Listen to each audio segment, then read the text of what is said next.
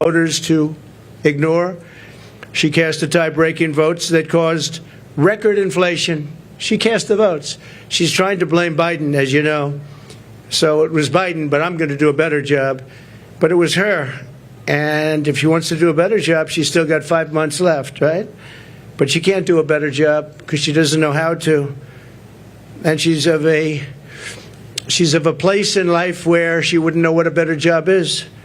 Going to destroy our country. And as a result of Kamala's inflation price hikes, they've cost a typical household a total of $28,000. These are numbers coming from government. They're not coming from me. $28,000 she's cost a typical household. Kamala's inflation nightmare continues to cost the average American family $1,100 every single month. $1,100. Again, government numbers. You're paying $148 more a month on food. That's every month. Average family, because Kamala and her ideas, and Joe Biden too, I mention him, but he's sort of gonzo. It all started with the debate. I should have been a little bit easy. Somebody said, your debate performance was horrible. I said, why? Because you forced him out of government. But I believe she'll be just as bad. I believe she's maybe in many ways going to be worse because he wasn't really a radical left, but she is. She's real. He wasn't real.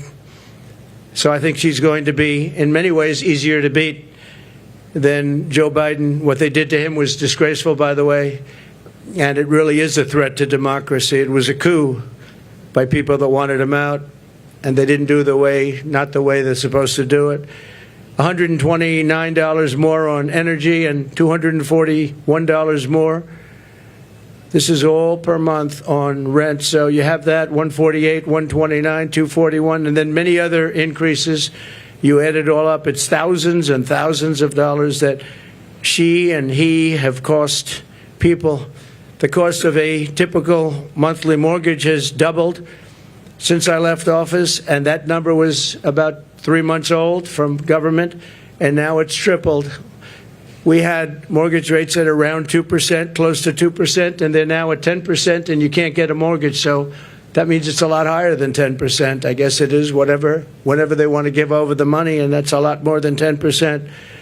So when you think about double, they've actually quadrupled or more than that. Think of that, quadrupled, which really kills the American dream for young people. Young people are being devastated by what they've done to our country. Grocery prices have skyrocketed. Cereals are up 26%. Bread is up 24%. Butter is up 37%. Baby formula is up 30%. Flour is up 38%. And eggs are up 46%. And many items are up at much higher rates than that. Now Kamala is reportedly proposing communist price control. She wants price controls. And if they worked, I'd go along with it too, but they don't work. They actually have the exact opposite impact and effect.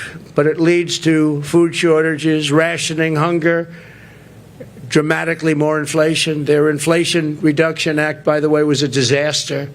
It's what caused the inflation. Their Inflation Reduction Act was a con job. They actually admitted that it wasn't really for inflation that they did it. They don't know why they did it, but they named it the Inflation Reduction Act, which was a very nice name.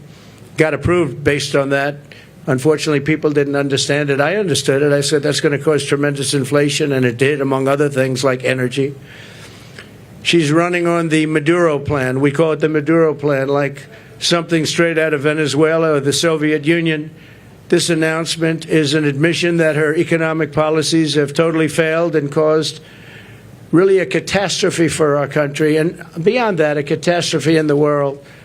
A little bit unrelated, but not totally unrelated. We have wars breaking out in the Middle East. We have the horrible war going on with Ukraine and Russia. All these things would have never happened if I was president. Would have never, ever happened, and they didn't happen.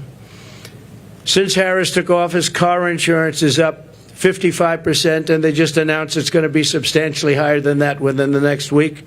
They expect big increases in car insurance. It's out of control, and insurance generally. Thanks to Kamala's war on American energy, electricity prices are up 32%. Gasoline prices are up 50% and going higher. Meanwhile, real incomes are down by over $2,000 a year. So the incomes for people are down $2,000 on average a year, government numbers. The typical American has seen a 4% pay cut under Kamala and Biden, Crooked Joe Biden. Credit card debt has exploded by 50% under Harris to a record high. It's now at a record high. It's never been anywhere close. Since March, and by the way, people are going to have to start paying that, and it's not going to be a pretty sight for the next period of time. It could be a substantial time. Since March of 2022, the average middle-class household has lost $33,000 in wealth. How about that? $33,000. That's average. In July alone, 350,000 people were added to the unemployment rolls. It's a lot of people. 350,000 people added to the unemployment rolls. And think of that. That's in 1 month. That's in July. Virtually 100% of the net job creation in the last year has gone to migrants. You know that? Most of the job creation has gone to migrants. In fact, I've heard that substantially more than beyond the number of 100%. It's a much higher number than that, but the government hasn't caught up with that yet. But virtually right now, as of the time they did this, virtually 100% of the net job creation in the last year has gone to migrants. Harris gave work permits and Social Security numbers to more than 3 million illegal immigrants to steal jobs from Americans. So think of that. And, you know, they're having a lot of problems with Social Security. I'm going to be the one to save Social Security, but they're having a lot of problems with Social Security because under their system of putting all of these people into it, it's going to blow up and fail. If she's elected, Social Security will fail. It'll be a blow-up like you've never seen before. It'll be a bankruptcy of the entire system, probably the nation itself. You don't have to imagine what a Kamala Harris presidency would be because you're living through that nightmare right now, and it is a nightmare. It's a nightmare. And you're going to stop inflation, but we're going to have a crash, and we're going to have a crash like a 1929 crash if she gets in. You saw a gentleman yesterday who got up, one of the top analysts in the world, frankly, and said that if Trump isn't elected, he predicts, and he's predicting you have a stock market crash like 1929. He also said the only time and the only reason the stock market has gone up, even though it had some bad moments recently, but I think we'll take a substantial lead. You saw the polls come out today. We're leading in most of the polls, but you'll have I have a lot of friends over there. That's nice. I don't think they're reporters, however, are they? This was supposed to be for reporters. Thank you very much.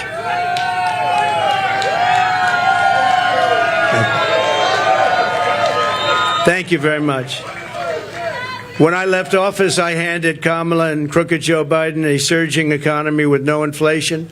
The 30-year mortgage rate was around 2%.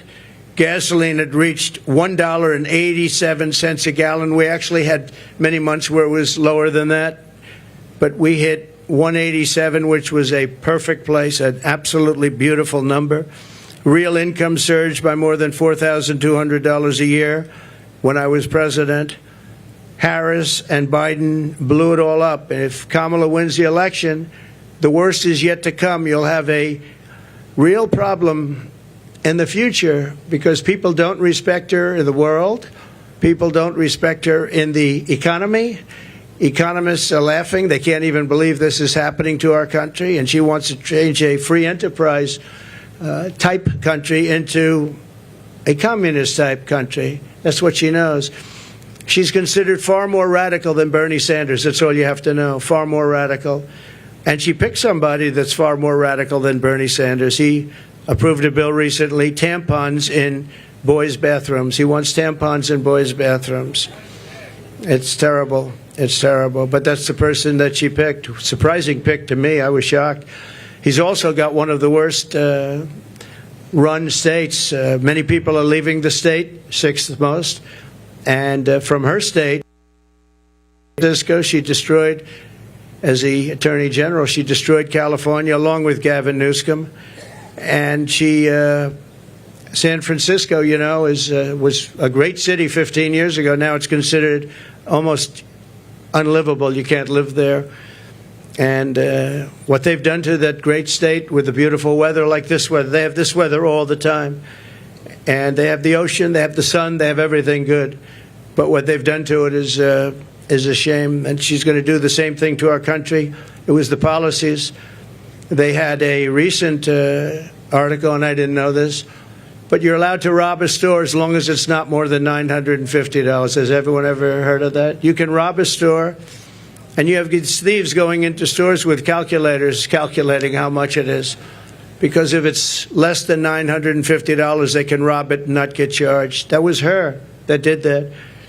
Harris is campaigning on the largest tax increase in American history, including ending the Trump tax cuts, one of the largest tax cuts ever in our country's history, and working with families, a gigantic capital gains tax hike they want, and a new wealth confiscation tax. It's called wealth confiscation tax, which isn't going to make all of her supporters, you know, she's got some supporters that are wealthy people because they're stupid people, but they're wealthy people.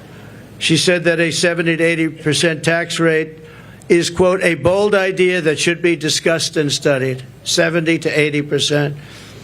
She co-sponsored legislation to abolish very popular private health insurance, which 150 Americans rely on, dumping everyone onto inferior socialist government-run healthcare systems with rationing and deadly wait times while massively raising your taxes. She wants to take away your private health care. There are many people in this country who spend a lot of money on private health care. It's the best health care in the world, by the way.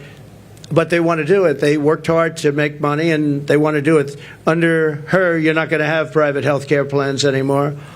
And you can be a wealthy person or a middle-income person, and you want to spend on a really good plan, better than a government plan could be, far better. And you're not going to be allowed. You're all going to be thrown into a communist system. It's a communist system. You're going to be thrown into a system where everybody gets health care. You wait for your doctor like 10 months, 12 months, 11 months. You got to see some of these plans, how they work in other countries. It's disgraceful. So private health care is gone. She wants it out. Now, she could change on that, and she might change on that. She's changed on everything, but I said, why are you changing? I actually was asking somebody that knows her, why is she changing? She had these policies and ideas for years and years and years, and very solid on them. All you have to do is go back and look at your tapes, which many have been discarded because they don't want, discarded by the fake news, because they don't want people to see what she said just a year ago and 2 years ago. I've never seen anything like it. Even my statement on waiters, waitresses, caddies, a lot of great people, people that drive cars, no tax on tips. All of a sudden, out of the blue, she comes out. That was months ago I said that. And she came out and she said, no tax on tips. She could have at least said, you know, President Trump had some great ideas, but one of the ideas was no tax on tips. I think it would have been nice, and people would have accepted that. But she just came out like it was hers, and she never had her. In fact, just the opposite. The IRS is all set up to really go after people that make tips. And they passed legislation and signed executive orders making it really hard on waiters, waitresses. And that was very recently. That was just before I made the proposal.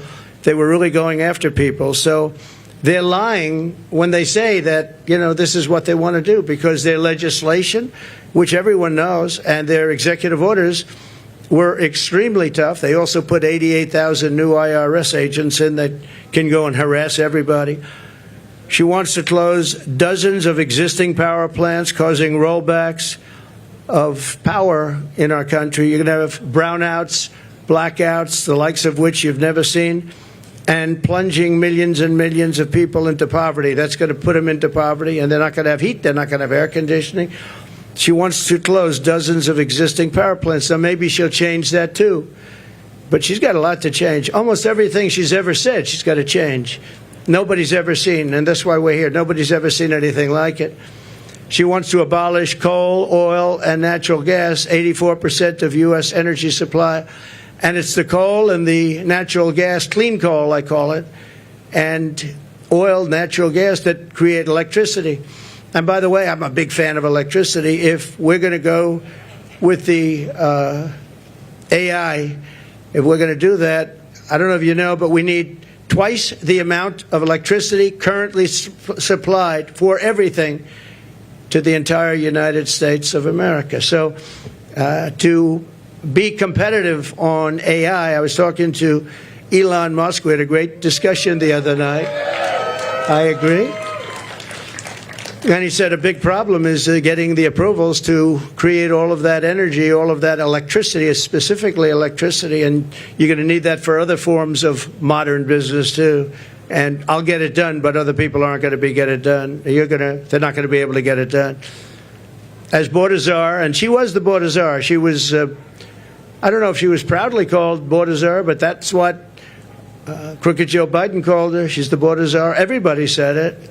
And then about 2 weeks ago, she didn't want to be called the border czar anymore. She said, oh, I was never the border czar. It doesn't matter. She was the person responsible for the border, and she never went there. She went to a certain location once, but I would have gone there and taken my family to dinner there. That was not a place that is going to the border, a place with no problem. As border czar, she allowed 20 million people, and I believe it's higher than that. People say 13, 14, 12, 10. But now they're all up to around 12, 13, 14. They have no idea because you have millions and millions of what they call gotaways, the gotaways. Gotaways are people that pour into our country. We have no idea who they are. That's the worst of all. But she allowed at least 20 million people to invade our country, and she wants to give them all citizenship and free government health care and let them raid Medicare and Social Security, which will, again, she will destroy Medicare. She will destroy Social Security. And frankly, there's nothing she can do about it once this happens. There's nothing she can do about it. She called for abolishing ICE. These are great patriots who are tough, tougher than anybody in this audience. Some of those people, I know them over there. Some of those men and a couple of the women, to be honest, they're tough as hell, but they don't want to fight MS-13. I've seen it. They go in. Long Island had a lot. We got them out. But now they're coming back because of weak policy. And because of things that she wants to do, like defund the police. You know she wants to defund the police. Now, she has since said, no, I don't want to do that anymore. The one thing I see with politicians, they always go back to where they were. She wanted to defund the police, and she wanted to abolish ICE. I was going to say, though, these ICE people are incredible patriots. They're tough as hell. And they go into a pack of MS-13 gang members, the toughest in the world, probably the toughest gangs in the world. They come from different parts of South America, and they want to come in and in Long Island, not too recently, but recently, they carved up with a knife two beautiful 16-year-old girls who were walking to school. And the reason they used a knife instead of shooting them was very simple, because it's more painful. They wanted to watch them agonize. And these are animals, and we have to get them out of our country, or we have to put them in jail because we don't want them back. Sometimes you have to put them in jail because their country doesn't want them back. They'll send them back the way they do. Just so you know, I know all of the people that we're dealing with as the heads of countries, and they're very smart. They're very streetwise. And what they're doing is they're taking all of their criminals, and they haven't brought all of them yet. They brought a lot of them, though. But they'll bring all of them. I'm shocked it's taken so long. If I were in their country, it would have gone a lot faster. I will tell you that I would have gotten them out, too. And they're bringing them into the United States. They're taking their drug dealers and their rapists, murderers, and every criminal, bringing them into the United States. And their crime rates are way down. They're bringing people from mental institutions and insane asylums into the United States. And their population for the mentally ill is way down. They're in the United States. They're dumping them in the United States. They're driving them through a border that's totally open. We stopped them. We didn't let it happen.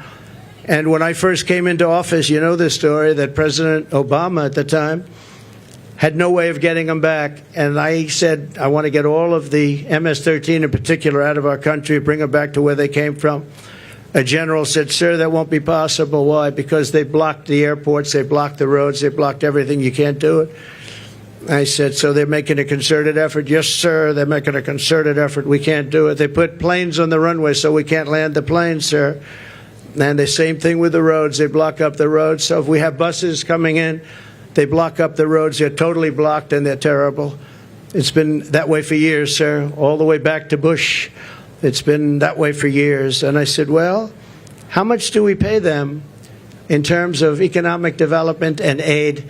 Sir, we pay them $750 million. I said, that's okay. Call them immediately and tell them we're not paying them anymore. And the following morning, I got a call from the three main culprits. Sir, I'd like to speak to you because I don't understand what the problem is. I said, well, you've sent us gang members, and they send them. Remember that. They send them. They said, you sent us gang members, you send us killers, and you send us drug dealers, and you send us horrible people, and when we want to bring them back to your country, you won't accept them. And that's under President Obama and all the way through. And therefore, you're in default. You are in total default of the money that we send you. And we're not going to send you the money anymore. You're not getting any of the $750 million and more. We're not giving you any. You are delinquent. You are delinquent in what you've done. And you're not getting, sir, please, can we talk? I said, yeah, we can talk. What? We would absolutely love to have MS-13 sent back to our country. We think they're wonderful people. They're not wonderful people. They're wonderful killers. But they changed their tune totally. When I said they weren't going to get the money, I don't know why these people don't do it. And the $750 million now is billions of dollars because Biden increased it very substantially. He thinks by sending them money, they're going to send fewer people into our country. How stupid is that? So they're giving them $2.5–3 billion. The 750, not only did he give it, I didn't even pay after they made the call because I said, you know, you've treated us badly for so many years. We're not going to pay you it anyway. But now they're giving them billions of dollars, billions, much more than when I took over. It was 750. Now they're giving them billions. But they said, there must be an understanding, sir. We would love to take them back.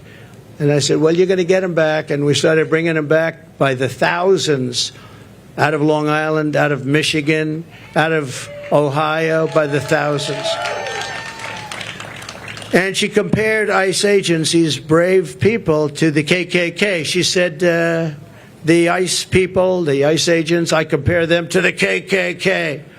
Well, they don't really, because, you know, when you go into like Long Island, like Ohio, like Michigan, we had a lot of them, and you see these men, in most cases, the agents, get out of a van and walk into, they call it a pack. It's a pack, not like a political pack, slightly different, even nastier, hard to believe, right? But they would go into a pack of these killers, and all you do, I've seen it so many times, all you do is see fists and feet and hands and fighting, and 2 minutes later they stand up and they walk out, they have them by the feet, they walk them out, or they drag them out, mostly drag them out, put them in paddy wagons, and they bring them back to their country. They take them back to the country, and the country is open arms now, open arms. And it's an amazing thing. For her to say KKK is very unfair, but she doesn't know. She doesn't want to know. She's a very strong communist lean. She wants to end detention of illegal alien migrants, releasing vicious monsters into our communities to rape, maim, and murder our population. She endorsed defunding the police and no cash bail nationwide. She was the original no-funder. And the only thing Kamala Harris can deliver is horrific inflation, massive crime, and the death of the American dream. She is in favor of the death of the American dream because everything she does really stops. Any one of these items stops the American dream. We want our youth to go back and dream of being successful, someday being really successful and employing lots of people, and you can't get up early enough. I gave up that life for a life of politics. I gave up all of these beautiful places that I have all over the world for a life of being abused by the fake news media.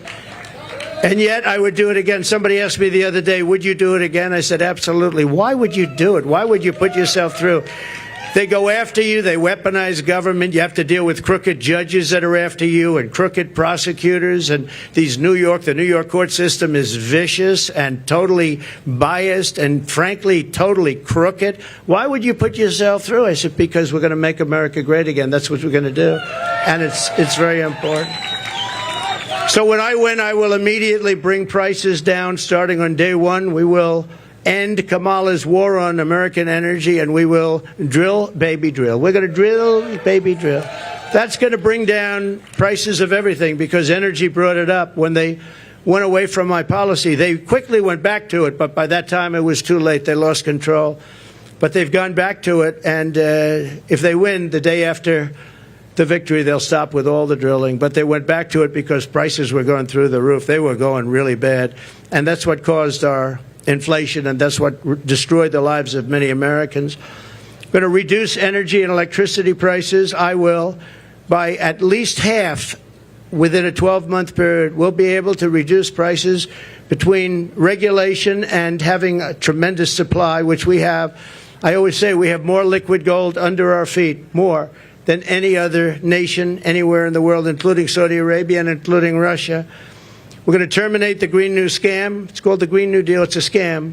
And rescind all unspent funds. We're going to rescind that and pay off debt. And we're going to reduce debt. We took almost $10 trillion for nonsense, for absolute nonsense. We'll do bridges. We'll do roads. We'll do things that we need. But we're not going to be spending it and wasting it stupidly and have China laugh at us. I remember when, just a short while ago, Kerry goes, hops in his private plane, flies to China to talk about the energy prices and the energy situation in China with President Xi, who I know very well. Had a very good relationship until COVID came in, but that was a fence too far. But we had a great relationship, and Kerry would go up there, and he'd leave so happy. But they don't do anything. They just talk. They said, oh, yeah, we're going to do that. Oh, as soon as we get to it. In the meantime, they're building a coal plant every week, but now I hear it's 2 coal plants a week. And we're dying for energy. We don't have energy, and they're getting set for the AI because they're going to create so much electricity, and we're not going to be able to do it. But you'll do it if I have it, because that's an emergency. We have to be able to compete with China and other countries that are able to create new energy if they want to, and they're going to want to, and they do want to. But they're building at least 1 coal plant a week. Germany, as you know, went a little bit like us, and that was the end of Angela because their whole economy crashed, and their new government is building coal plants all over the place. They're building brand new coal plants, nuclear plants, and other things because Germany was going to fail. So why are we following these countries that tried it and failed? And they're smart countries. They tried it, they failed. Why are we doing this? Why aren't we creating great energy plants, great sources of energy, instead of playing this game with wind that is ruining everything, killing all your birds, destroying the fields, all these gorgeous fields. You got windmills all over the place, and you have birds. You want to see a bird cemetery? Just go under a windmill. You see thousands of birds dead. The bald eagle, if you kill an eagle, they put you in jail for years. And yet these windmills knock them out like nothing. And nothing happens to the people. No, it's a green scam. It's a shame. Look, I'm all for clean energy. I want clean water. I want clean air. But you can't destroy your country over it. You just can't do that. We want to stop wasteful spending and big government special interest giveaways. You have giveaways. You have some of these people that are giving. Look, they're not giving millions and millions of dollars to politicians because they like their policy. They're giving it because they made deals. They're going to take over lots of different things in our country. They're going to build windmills as an example. They're going to build big solar fields that take up half the desert, massive solar fields. And I'm a big fan of solar, but it can't fire our plants. It's not going to fire our plants. Fire up those plants. We got to get them going. And the only thing that can do that is fossil fuel right now. And the only thing that can make electricity, which we all want, is right now fossil fuel and nuclear. And nuclear has its place, a very big place in our country, very big place. China is going with nuclear. France has been going with nuclear for many years. We want to end the Biden-Harris electrical vehicle mandate. We have to get rid of the electric vehicle mandate. And look, Elon endorsed me strongly, most powerful endorsement. He said it 3 or 4 times the other night during our little chat, but a chat that was very well listened to and attended. We know that, right? It broke every single record, I think, in history. And he's a great guy. But I told him, I said, I have one problem. I'm all for the electric car, but it's a very small percentage. I think the electric car is incredible. I think what you've done is incredible. But some people are going to want gasoline-propelled cars. They're going to want hybrids. They're going to want other types of cars. And Elon, they're going to have to do that. And he understands that fully. And I think he was amazed by this electric vehicle mandate. They want it for trucks, too. If you do it for trucks, you're not going to have any. You talk about a supply chain problem. A truck going from New York to Los Angeles, if it's electric, will have to stop 6 times for long periods of time. If you have diesel fuel, it goes all the way, and you can even come a piece of the way back before you have to reload. And with diesel, the truck gets lighter because you're using up the fuel. With the electric, it stays at a heavy weight. An electric truck is 2.5 times heavier than what we would call our traditional trucks. And a man from a company said to me, sir, I've been buying trucks. For 50 years, I've been buying them, and every single year they got better and bigger and stronger and more powerful and more efficient, more fuel efficient. And now we build apartments in the truck, sir, and you would be proud to stay in those apartments. And then I say, I don't know if I would. But I know exactly what he meant. Those big, he said, it's incredible, the trucks. I said, who builds the best truck? He didn't tell me. He said, they all do. You have 4 companies, 5 companies. They all do, sir. They build great ones. He said, but for 50 years, they got better. Every year, I started off with 1 truck. I said, how many trucks do you have now? 27,000. I said, 27,000, and all big ones. He's the biggest. This is the biggest. He said, for 50 years, I've been buying, and every single year, they got better, more efficient, stronger. He said, if they make us buy electric trucks, we will go back 70 years because the truck is worse than the one we had 50 years ago. And he said, I won't partake in it. They want the truckers, the trucking industry to do that. One other thing, the truck is heavier and the battery is much larger than the tanks. And the battery would take up about half of the payload. Think of that. But just as importantly, the battery and all that goes into electric is much heavier. The truck it weighs 2.5 times more than a normal truck fired up by diesel. And he said, if that's the case, sir, you would have to rebuild every single bridge and road in America because the weight is so enormous. It wouldn't be able to go on the bridges and all of the different weight-bearing roads in America. I said, did you explain this to the people? I mean, a 5-year-old child, if he was hearing these things, it doesn't go far. It takes too much room. You don't have any room left for anything. It's almost the whole thing would be carrying a battery. Does anybody explain this to these people? We do explain it. They know it very well. At the end of the meeting, they say, we don't care. Just start making your electric truck. We're not going to do it. We're not going to do it, he said. So we're going to repeal all that. We're going to repeal Kamala's regulatory onslaught, saving households an estimated $5,000 a year at a minimum. The massive tax cuts and no tax on tips. We're going to make sure it gets done. She's not going to get it done. She didn't hear about it until I said it, and then she went out and she went and did it. And the other thing, no tax on Social Security. We're not going to have seniors who have been decimated by inflation pay tax on Social Security, and we'll get through it through growth. We have tremendous growth potential in this country, but not with these people running it, because all they're going to do is take away, and they want to take away your growth and your growth potential. Again, I say it all the time, we're a nation in decline. We're a failing nation. Right now, we're a failing nation, and we're going to soon be a great nation again. That's going to happen. Another thing we're going to do, having to do with a lot of reasons, a lot of things, and the economy in particular, we're going to seal the border.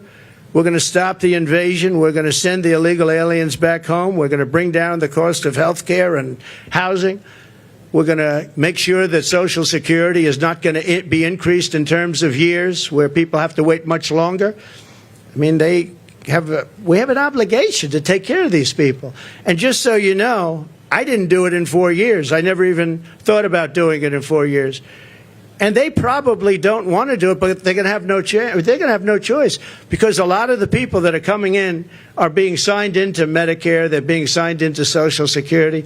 And it's just going to explode. And it's going to happen very fast, and it's going to be very ugly. It's not going to happen with us.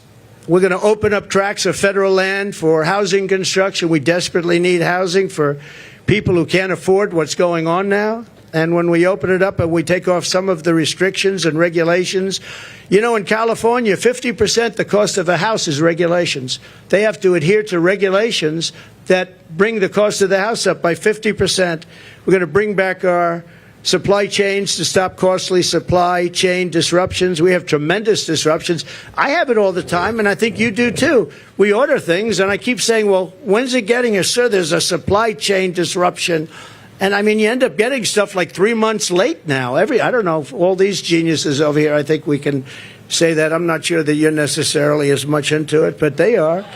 And I will say that very often, we have problems with supply chains where I'm waiting for things for weeks and weeks. And I say, by the way, whatever happened to it? Supply chain, sir, it's not coming in. And it's a terrible thing. Nobody ever thought a thing like that would happen to our country.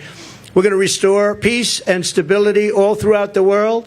And you all know Viktor Orban. He's the Prime Minister of Hungary, and a very tough man. He's a good man, but he's a tough man. And they asked him, what do we need to stop all of the wars with Israel? What do we need to stop the wars in Russia and Ukraine and all the other wars that are starting? He said, when President Trump was here, we had no wars. We didn't have Russia lining up at the borders to go and attack Ukraine. We would have never had Hamas, because Hamas had no money, because Iran had no money. I said to China and everybody else, if you buy from Iran, you can't do business in the United States. And I'm not looking to be bad to Iran. We're going to be friendly, I hope, with Iran.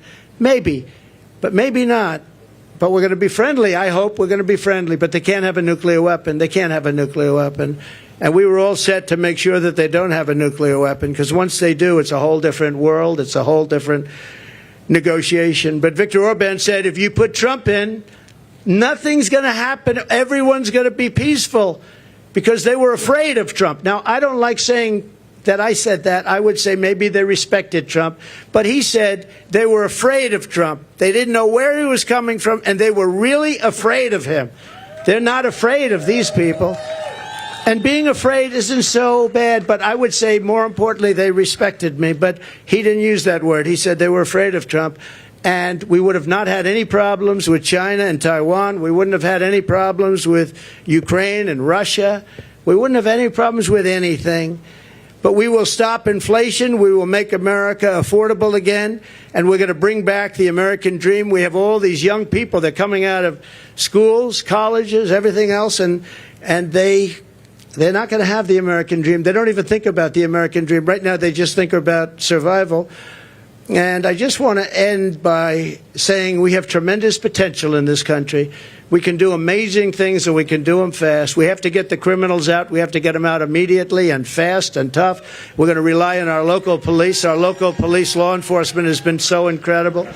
And they know. Somebody said, how will you get them out? How will you know? The local police know the name and serial number and middle name and last name and where they come from of every single bad guy that's come into our country. And we're going to rely on local police, and we're going to make sure that they have immunity from prosecution, because, frankly, our police are treated horribly. They're not allowed to do their job. You know that better than anybody. They're not allowed to do their job. If they were allowed to do their job, we wouldn't have cities that have crime rates. You look at Chicago. On the 4th of July weekend in Chicago, think of this, 117 people were shot and 17 died. Afghanistan isn't anything like that. And speaking of Afghanistan, the single most embarrassing day in the history of our country. And yesterday I saw they gave $85 billion worth of brand new military equipment that I rebuilt the military. So this was equipment that, to a large extent, I bought. But brand new, and they had a parade yesterday, a beautiful parade. We were going to get out with dignity and strength. We were there for 21 years. And we were going to keep Bagram because it's 1 hour away. Bagram is this massive Air Force base that I visited. It's a massive base. And we were going to keep it because it's 1 hour, not because of Afghanistan, but because it's 1 hour away from where China makes its nuclear weapons. And they were showing it off yesterday, but the fact is that China now controls Bagram. China, can you imagine that? And we left. We were going to stay there. We were going to keep it. We were going to get out with dignity, strength. We were going to take our soldiers out last, not first. We took our soldiers out first. I dealt with Abdul, and he's still the leader. Strong man, smart man. But he understood that if he did anything, because we were losing a lot of people to the snipers, and under Obama, it was terrible, it was brutal, they'd be walking around and just get shot, and that was the end of them. Our people, and other people too, civilians.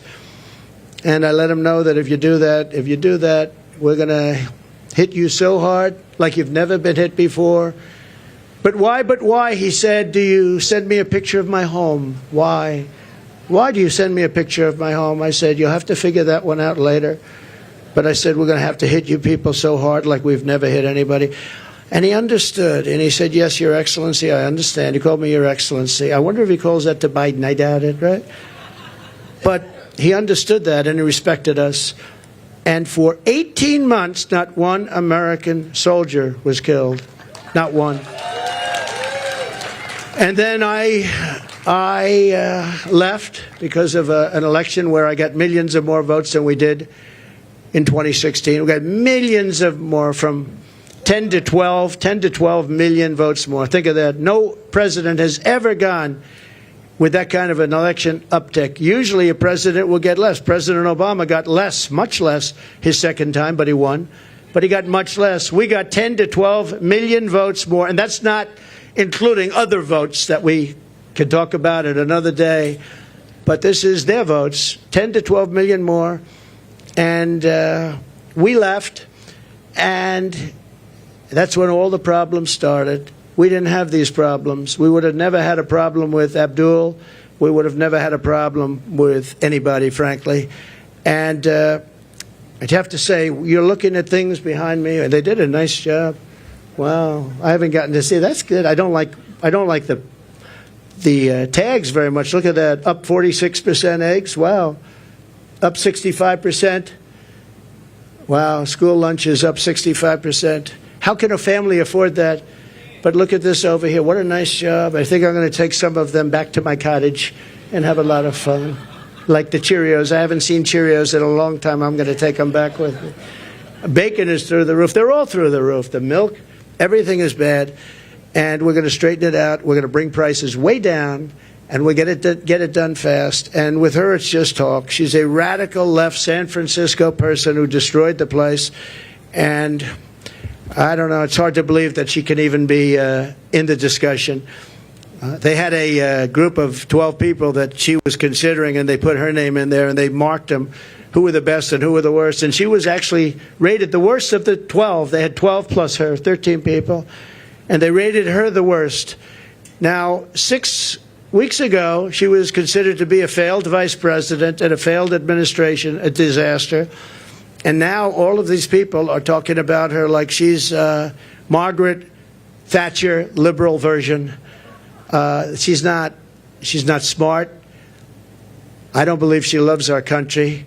And we cannot have our country destroyed, because once that happens, it'll never be able to come back. Okay? If you'd like, we can ask a few. Mr. President, it's been reported that you recently spoke with Prime Minister Netanyahu, maybe as recently as yesterday. Can you clarify when the last time was you talked to him, and what advice, if any, you're giving him about a ceasefire, about ending this war? The last time I saw him was at Mar-a-Lago, and he came with his wife and a large group of people, and we had a very good relationship with him and with Israel. Again, this would never have happened. October 7th would have never happened, would have never, ever happened. And he asked for the meeting. We had the meeting. It was about 2 hours, 2.5 hours long. And I expect I might be talking to him, but I haven't since then. No. Did you encourage him not to take a ceasefire deal? Did you give him any advice about ending the war? No, he knows what he's doing. I did encourage him to get this over with. You want to get it over with. It has to get over with fast. But have victory, get your victory, and get it over with. It has to stop. The killing has to stop. Yes, please. Mr. President. Thank you, President Trump. You've spoken very passionately about how God saved your life. And I'm wondering, have you put much thought into why God saved your life? As in, for what purpose has he been shielding and protecting you? So, I don't know if you heard the question. You've spoken about God saving your life. That I've spoken passionately about it. And something happened because that was a miracle. I never looked that way. The audience was massive and it was in front of me. I never have that particular graph. That was a graph on, as you all know now, that it's very, I think everyone knows it very well, but it showed the great numbers on illegal immigration. It was the lowest point we've ever had. And it was one that I use less than 20% of the time. It's always at the end of the speech, not at the beginning of the speech. And it's always on the left side, not the right side. And yet, for some reason, I called it. It's not on a teleprompter. I do things largely without a teleprompter, frankly, because it's hard to hold an audience if you're going to go for an hour and a half or 2 hours reading a script. And I just talked about it, and I moved to my right, turned sharply to my right, ping. And if I didn't do that, I'm not here with you. So, yeah, God has something to do with it. It's a miracle, and God had something to do with it. And maybe it's we want to save the world. This world is going down. This world is going down. So it could be. But I believe that. I believe that my sons are very good shooters. They're like scratch golfers, better, relatively speaking, with shooters, great shooters. And Eric and Don both told me from 130 yards. I said, well, that's pretty far away, isn't it? They said, no, that's like a 1-foot putt with, weapons like the one being used. Plus, he was a good shooter. This guy was a good shooter. He went to the range and shot a lot, and he was supposed to be a pretty good shooter. They said a bad shooter would hit the target almost 100% of the time. So something happened. And I have to say the Secret Service sniper did an amazing job. He had 5 seconds to find the target and hit the target, and he hit the target within, think of this, 5 seconds. And he was much further away because he was over here, and this other person was over there. So you have to give credit. And I have to also say about the Secret Service, when I was hit, I knew it because when I touched, there was blood pouring all over my hand. I said, I guess I know what that is. And I was going down for protection. And they were screaming, get down, get down. There was bullets. And those Secret Service guys were, and person, Kate, they were on top of me in a matter of, I think, 3 seconds. It was timed at. And bullets were coming out. I would hear the bullet. I didn't realize you could hear it, but now I know very well. Those bullets were going right over my head. They were there and very brave. There was nobody that said, I'm not going to be going there. They just, they were there very quickly, and they were very brave. There were mistakes made, obviously. He shouldn't have been up there. The roof should have been taken care of, and there were mistakes made. There's no question about it. But there was a lot of bravery also. We have to remember that. Okay, thank you very much. Brian, thank you. I'm going to talk about credit card debt for just a second. You've got all these items. It's a record. It's a record. Credit card. 48% up. And many families going into debt just to pay for groceries. Yeah. What's your message to Americans right now that you can make America affordable again? Well, I would say my message to them. So he said, credit card debt is at the all-time high. It's never been like this.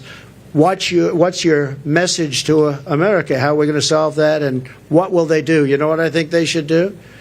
They should, on November 5th or sooner, if it's early voting, which largely it is, which is ridiculous. We should have one-day voting, paper ballots.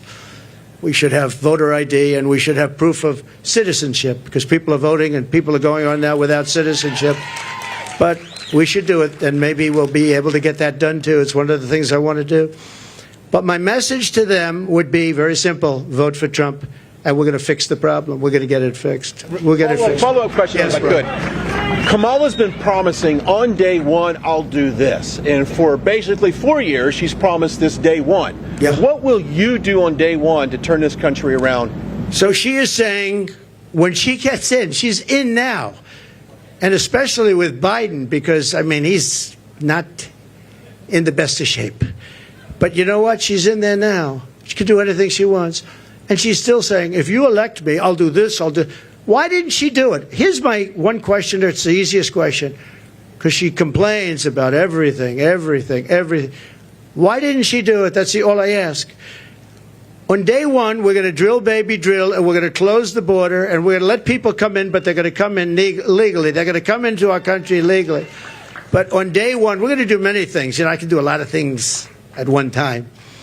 But the questions often is, what's the first thing you're going to do? I would say we have a tie.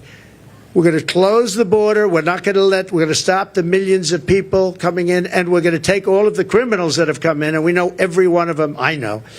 And the local police know better than anybody else. They're going to work with us. I've spoken to a lot of the sheriffs, every police, virtually every law enforcement group in America has endorsed Trump.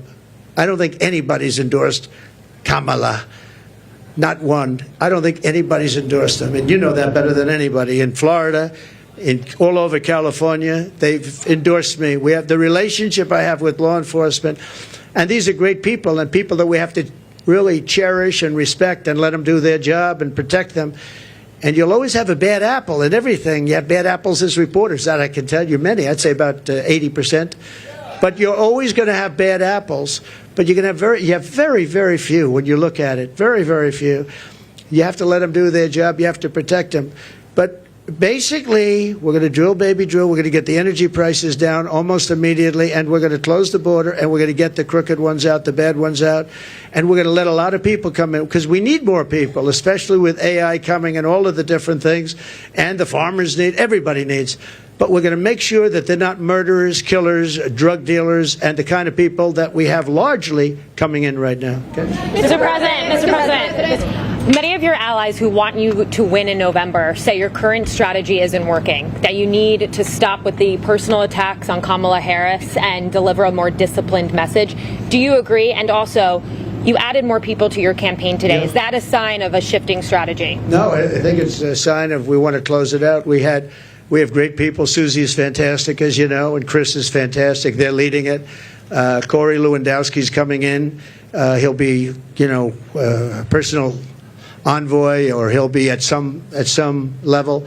They're going to be, they're doing a great job. Look, we've taken, with all of the abuse we've taken from the fake news media, all of this horrific abuse we take, and all I want to do is make the country good. All I want to do is have strong borders and good education. We want to have choice for education. So important, so many different things.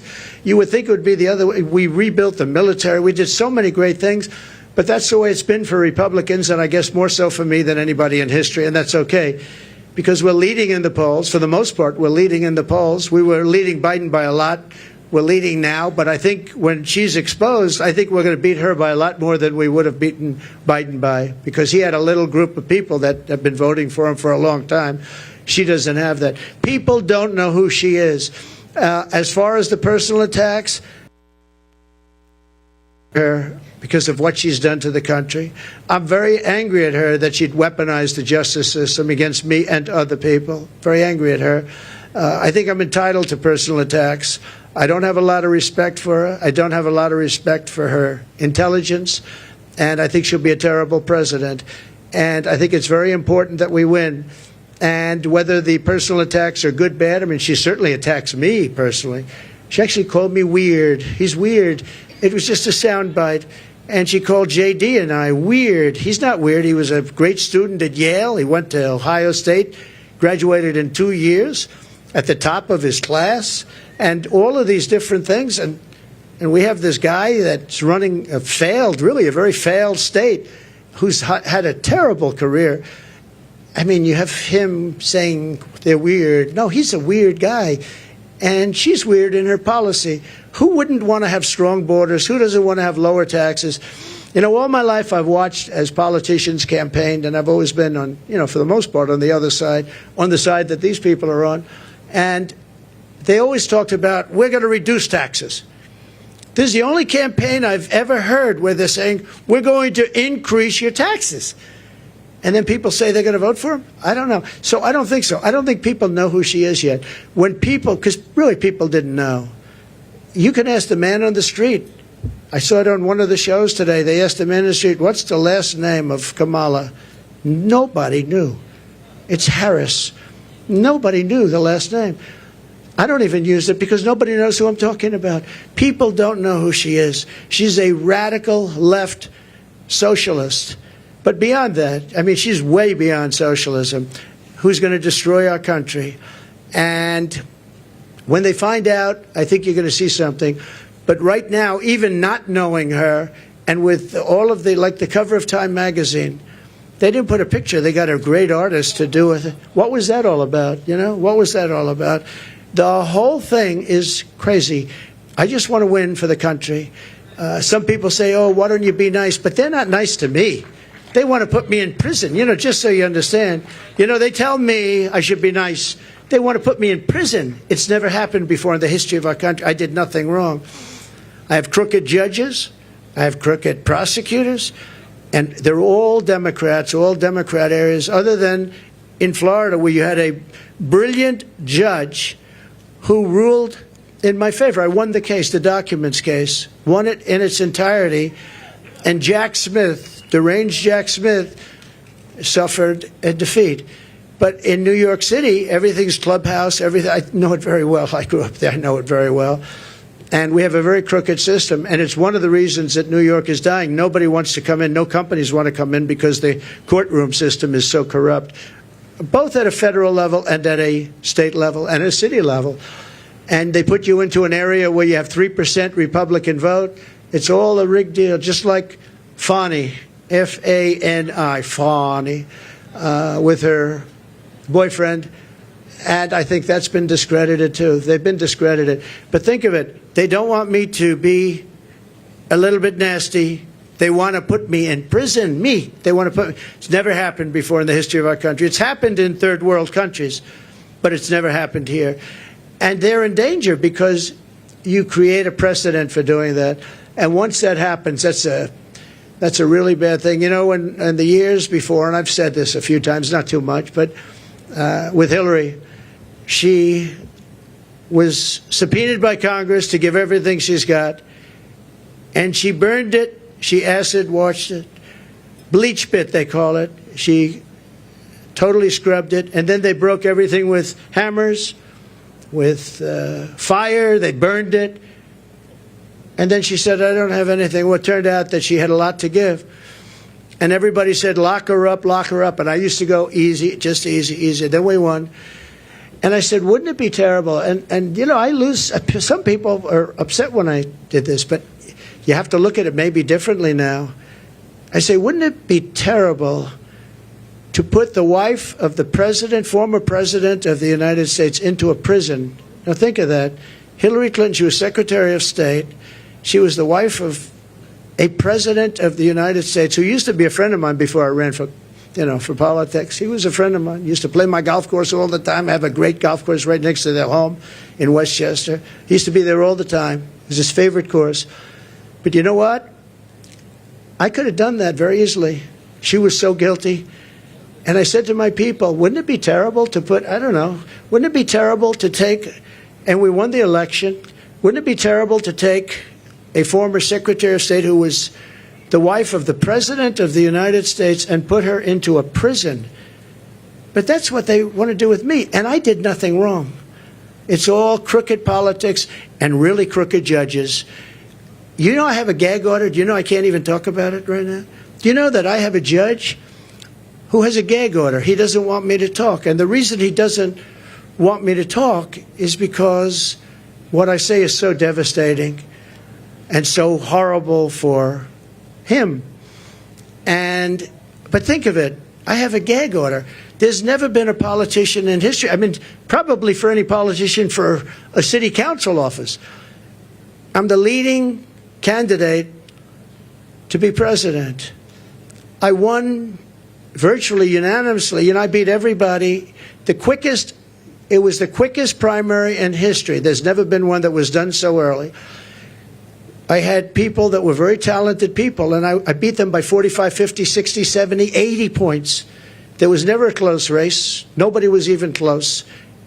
Good talent. They weren't close. And I'm running against the Democrats. So it's a two-party system, whether we like it or not. Republican. I'm the Republican, and I'm leading. But let's say I'm tied, but I'm leading. I believe I'm leading by a lot more than people think, and I believe we'll be leading by a lot more. And I have a judge who put a gag order on me. So when you ask me a question, or when you ask me a question, I can't give you an answer, because if I give the answer, they want to put you in jail. He said, we'll put him in jail if he talks beyond the gag order. And this is in a state where, unfortunately, the laws have been very bad, and they haven't been upheld by the appellate divisions generally. Although I have one case where we a certain judge, I won't use names, but the Attorney General case where we won 5 appeals on the same case, the most ever trial. It was a ridiculous, horrible decision where you have a very, very biased voting population and a judge whose hatred of Donald Trump was beyond belief.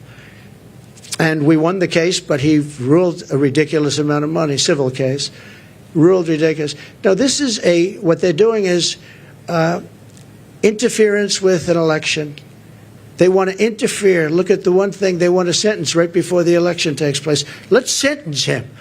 Because who's going to vote for him if we sentence him? Let's sentence him right before. No.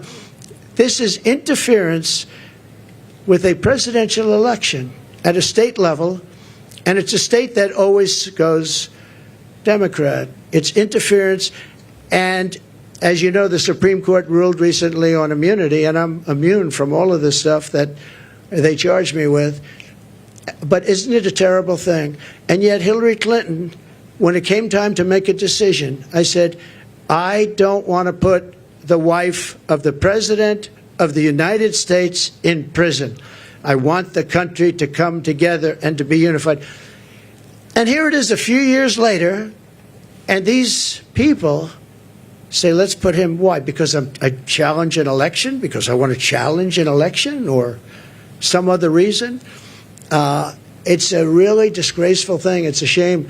And it's a very dangerous thing for both parties, because once they start that ball rolling, once they started rolling, that's a nasty ball. Yes, please. Please. 2 quick questions here. Nikki Haley told our Brett Baer that Republicans need to stop whining about Kamala Harris, focus on courting those independents, those suburban women, the moderates out there. What do you think of that strategy, and would you consider having Nikki Haley on the campaign trail with you? Sure. I think that we've done very well. I think that we're hitting a nerve. I think this is a different kind of a race. All we have to do is define our opponent as being a communist or a socialist or somebody that's going to destroy our country. I fought Nikki very hard. I beat her in her own state by legendary numbers. And I get along with her fine. I appreciate that she endorsed me and all of that. No, I think that I think relatively to what they're doing and how radical they are and how, in many ways, how sick they are, I think I'm doing a very calm campaign. I mean, we're here. There's no shouting. Now, you'll say he ranted and raved. And not you, but some of you will say he ranted and raved. I didn't rant and rave. I'm a very calm person, believe it or not. If I wasn't, I probably wouldn't be around anymore, Probably wouldn't be around. But no, I think I appreciate her advice. I have to do it my way. I ran against her, and I did it my way. People said I should maybe do it a different way, but I won in South Carolina by numbers that nobody's ever seen before. It wasn't even close. And I think she's a good woman. I'd love to have her support. Yeah, she gave me support, but I'd love to have her go around and campaign. Quick follow-up on the economy. You mentioned this in your remarks. Vice President Kamala Harris wants to put a ban on price gouging. Do you think that the federal government should be responsible for determining food prices? Well, not only responsible, they probably can't do it legally, and that will drive up prices. She wants no fracking. Now, she may go and change that. I think she's already changed it. But she wants to have no fracking. I want no fracking. But for her whole life, she said that. No fracking. Then about, I don't know when, a couple of months ago, all of a sudden when she started looking at polls, remember this, she all of a sudden says fracking. I don't think I won Pennsylvania, and I did much better the second time. I won it in 2016, did much better the second time. I know Pennsylvania very well. I don't think there's any way in hell that somebody that's intelligent living in Pennsylvania is going to vote for somebody that basically will eventually end fracking, end fossil fuel. So whether it's Oklahoma or Texas or Pennsylvania, a big energy state.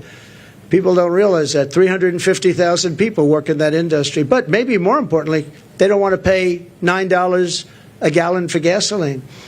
So, no, I think that she's made statements.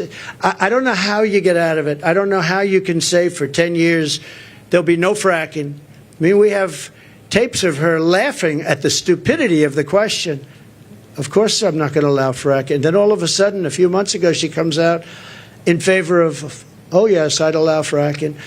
I don't think anybody in Pennsylvania will be. I think she's going to do very badly in Pennsylvania. You have to frack. We need the energy, and Pennsylvania needs the jobs, but Pennsylvania needs the energy also. That energy is going to support our new system for AI and all of the other modern things that need massive amounts of electricity and energy, massive. So it's a very good question, actually. But we have to unify as a country. We have to come together, and I think we can. You know, I get that question oftentimes, and I used to think maybe there's no way because, you know, some people want a border, some people don't want a border. Most people do want a border. But there's such a difference in people.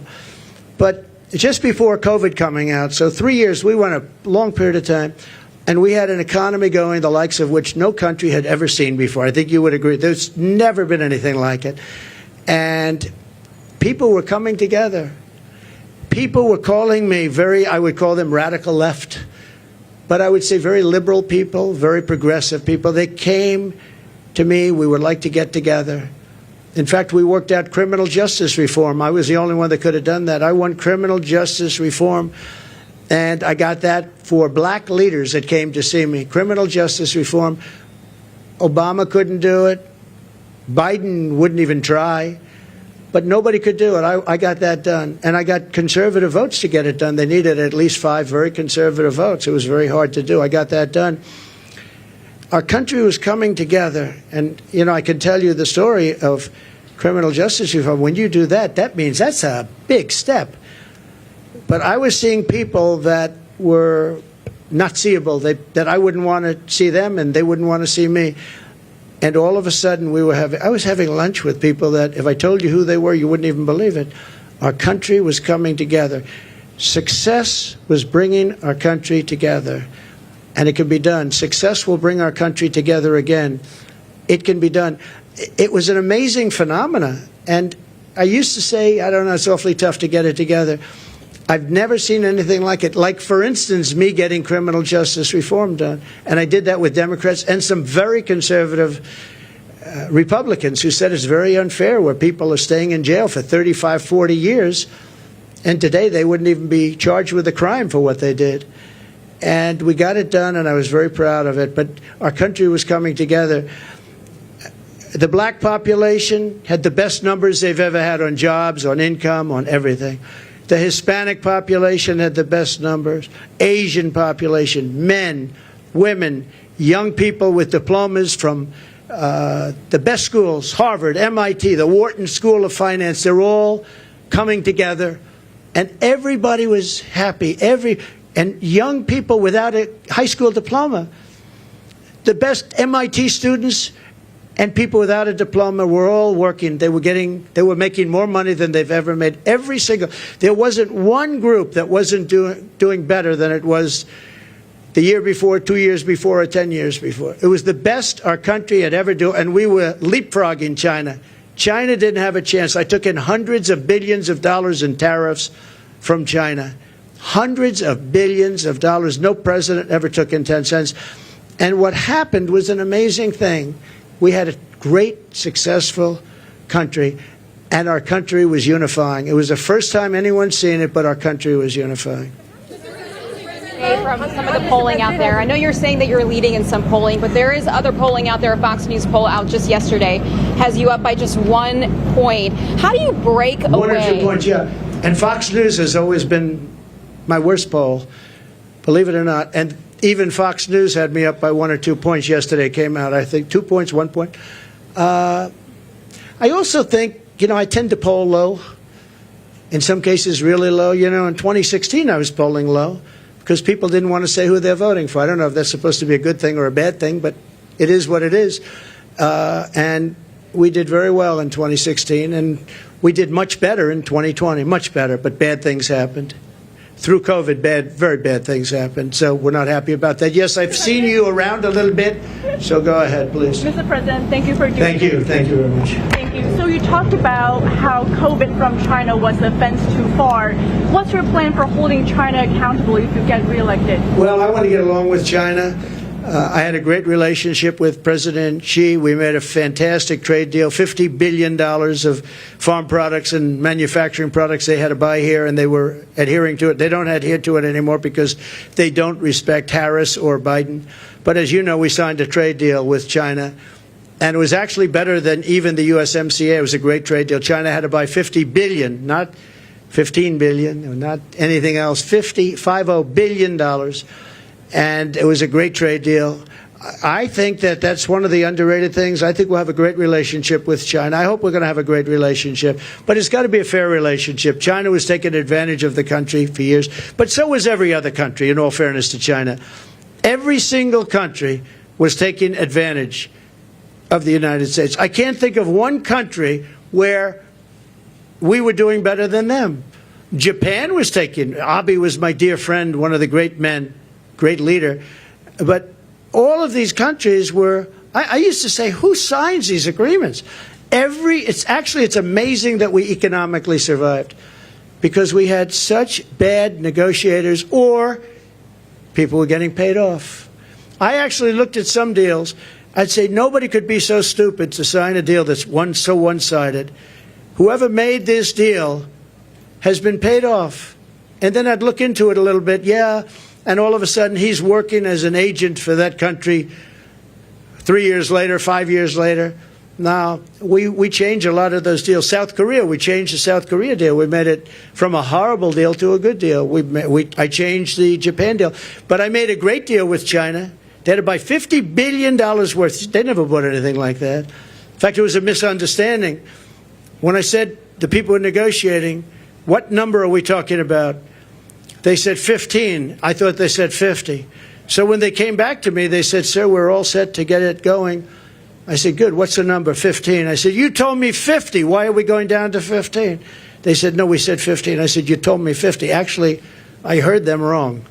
They said 15, but I heard them wrong. So I said, go back and get 50. And we got 50 instead of 15. And it was great. You know, I really think that we can have a great relationship with China. We can have a great relationship with a lot of countries that right now. One of the things with China, I know as much as any country, but all of the countries, the one thing is they have to respect you. If they don't respect you, and you know, I was very tough in countries like Japan, and yet Abe, who was a great man, assassinated, horribly assassinated. He was a great man. He was a great leader. But I believe, and I was very tough on him. I was very tough on Russia. Russia, I was probably the toughest. I ended Nord Stream 2.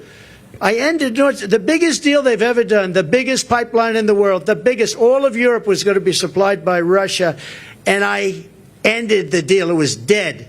And then Biden comes in and approves it. And they say, oh, I was nice to Russia. No, Putin actually said to me one time, you know, if you're supposed to be, like, friendly with me, I would hate like hell for you to be angry at me because you are brutal. Think of it. Not only that, the sanctions, but forget the sanctions. I ended Nord Stream 2. The pipeline was dead.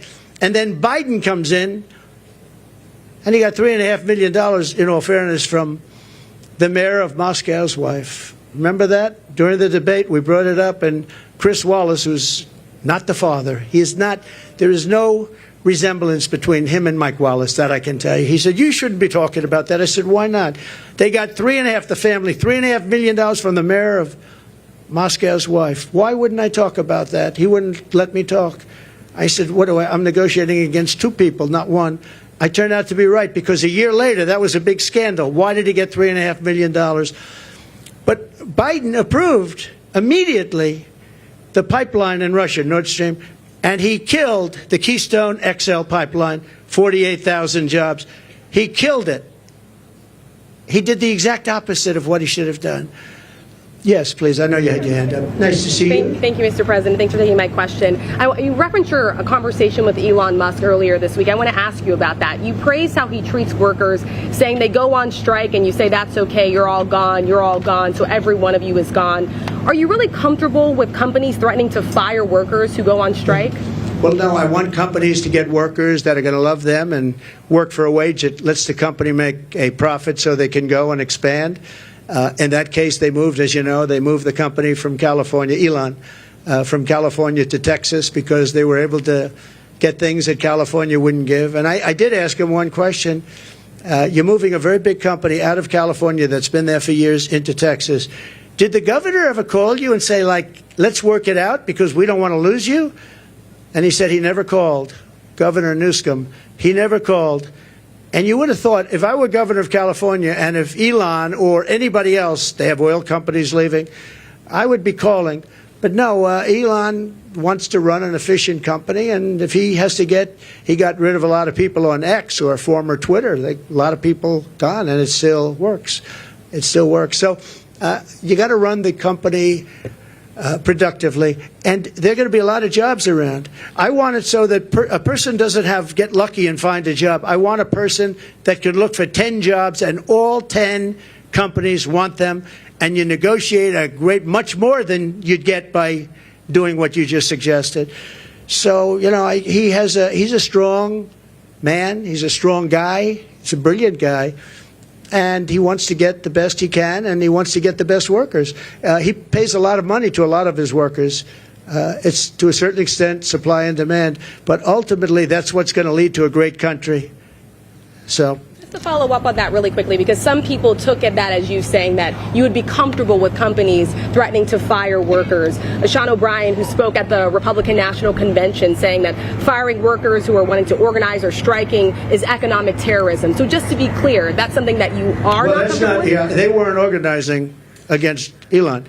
He let them go because he was having a lot of problems in California. They were making it impossible for him. In California, what they were doing with the taxes and everything were making it impossible for him. And Sean O'Brien's a great guy from the Teamsters you're talking. Yeah, Sean is great. I think Sean would understand it better than anybody. Don't forget, the unions are really threatened by what's coming in, by these millions and millions of people coming in. Sean O'Brien understands that. The black population is absolutely threatened. The Hispanic population is absolutely threatened because these people are coming in. They're going to take their jobs. They're going to make it very, very hard. What's happened in our country is very dangerous, very bad thing. Just one more on the economy, sir, because Governor Tim Walz is out on the campaign trail today, and he's been saying that he believes that you want things to get worse so that you can campaign on it, that you're rooting for failure. What's your response to that? I wish I didn't have to do this. If our country were run by Democrats and it was run beautifully, where we were really being productive and everything else, I would have never done this. I wouldn't have done it if I thought I couldn't have won. I think I can win. I think I can win easily once they're exposed for what they are, which is, you know, radical left lunatics, and that's what they are. They're going to ruin. She's going to ruin our country. Going to ruin our country. And I just hope the people of our country, and I believe they are because I see it already happening, but I hope they are able to think for themselves, because if they think for themselves, if they look at the destruction that's going to be caused by Kamala and this person from out of nowhere, he came out of nowhere, a state that I love that state, but a state that's doing so poorly, where he's the one that signed in tampons in boys' bathrooms. He signed a bill that boys' bathrooms, all boys' bathrooms in Minnesota will have tampons. And what's going on? What's wrong with us? What's wrong with us as a country? So no, I would, if we had somebody doing a phenomenal job, I would be extremely happy. What I want to do is I want to see, even the last few months, I hope the country does really well, even though it would make it probably a little bit harder to win. I hope the country does really well. It's country first. I want our country to do great. If they were great leaders, I would be the first to say they're doing a fantastic job. Thank you all very much. I appreciate it. Thank you. Thank you very much. Thank you. Thank you. Thank you very much. You were glad and so early on. on in this race? What? Do you regret debating President Biden so early on in the race? Do I regret debating Biden? So it was his request. He said we should get the debates on early, and I was willing. Don't forget, I got CNN, I got Jake Tapper and Dana Bash. They're not Trump people. They wanted to have a debate where their mics are turned off when the other person's answering the question. They gave me every single thing that I couldn't approve, and I said, yeah, I'll do it. So they got the debate on their terms. They got the network that they dreamt of. But that was really his decision. I had to decide whether or not I felt I wanted to debate him. And I think they didn't want to debate, but I agreed to every single thing. It was a debate where they said, we'll give him something that it'll be impossible for him to accept, and I accepted all the terms, other than when they had us sitting down at a desk, and I said, I think that makes us look bad. I don't want to sit down. Let's stand up. And they agreed to that. Other than that, we gave them CNN, we gave them Dana, and we gave them Jake. And by the way, I have to say, Jake Tapper and Dana Bash were unbelievably straight and honest, and I give them a lot of credit for that. A lot of people were saying you couldn't have a fair debate. I think we have that with ABC. I have some people at ABC that don't like me too much. I find it to be about the worst. George Slobodanopoulos. I have a lot of people at ABC that I find it to be actually the most unfair of all the networks, and they want to do it on ABC. Whatever, I don't mind. The question that you're asking, though, about whether or not the debate should have happened would have been a better question to ask of Joe Biden, because had he not done the debate, he would still be running for president and people would be hiding him, just like they're hiding her right now. You know they're hiding her no different than him, because I believe she's grossly incompetent, and I don't think that when people hear what she has to say, they're going to buy it. Thank you all very much. Thank you.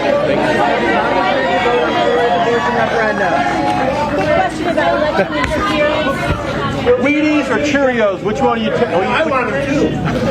Which one are you picking? What happens to all these groceries? She's 100 years old. She wants my autograph. I think we should do it. Go do it.